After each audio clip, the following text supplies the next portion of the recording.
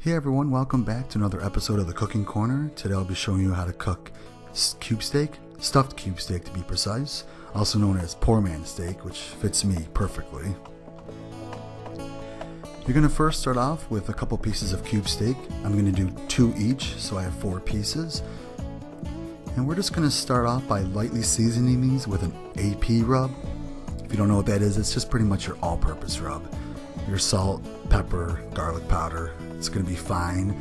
That way allows the seasoning to really sink into the meat, as well as bringing some of that moisture to the surface as it's kind of sitting out for just a few minutes.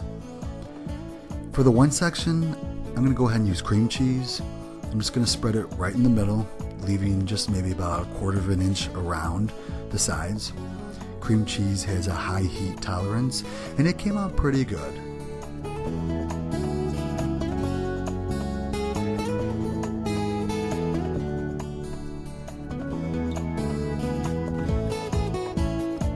For the next section, I actually went ahead and used feta cheese, which I think worked a little bit better. It has a great taste, again, a very high heat tolerance, but I feel the taste was just better than the cream cheese, and I preferred that one.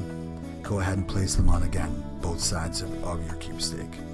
Then go ahead and place any ingredients you'd like to fill it with. I used an orange pepper, green onions, and then I went ahead with spinach. Nope. Oh, yeah, I did. Okay, good. So go ahead and cook all these together in your medium to medium-high heat, stirring them occasionally. You don't have to cook them all the way through because you will be grilling the food. Also be careful if you are using spinach, it will wilt fast, so watch the spinach carefully. Once it starts to wilt, go ahead and take your pan off the stove. Once your ingredients have been fully cooked, just go ahead and let them rest for a second. Turn the heat down, and then you can go ahead and start placing them. Go ahead and just place them right in the middle of your cube steak, gently. You don't have to overflow it. Go ahead and place them on both. And once that's done, we're just going to go ahead and place the top of the extra right on top, just like so. Once this is done, square it off. Again, you may lose some in the process, don't worry. We're going to now tie our cube steak to hold it all together. So go ahead and just start tying it. You can use string, cooking twine, different things like that nature, and just start tying it up. And apparently we're going to take a small little music break right now. And we're back. Good, perfect. Okay, so as we continue to tie up, just be careful. Cut off any loose extra string you're not going to want, as well as make sure these strings are really tight, holding them together. You don't want this to fall apart. Once you get down to your last piece, just make sure any of the cube steak's filling is inside, everything looks good, and then just go ahead and finish your last piece off. The tying part was kind of tricky. I finally got used to it after my second cube steak, so just take a little practice. Once it's done, you're just going to go ahead and hit it again with that AP rub one more time, that fine seasoning.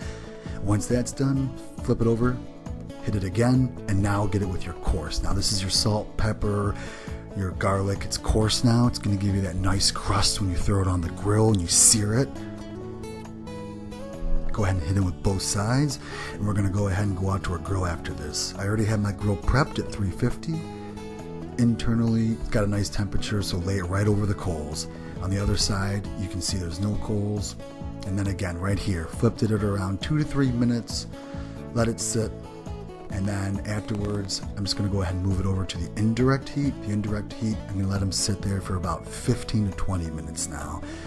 You can also bring it inside if your oven, if you want to use that, but I use the rest of the grill the way through, so 15 to 20 minutes. Once it's done, just go ahead and take it off, let it rest for a few minutes, and then cut it up. I hope everyone enjoyed this. It came out really well. It is a little tougher just because of the meat, but I'd definitely give it a shot. So again, stuffed cube steak. Always remember when you're cooking, everyone, cooking should be fun, so have fun doing it. I really hope you enjoyed this video. See you next time.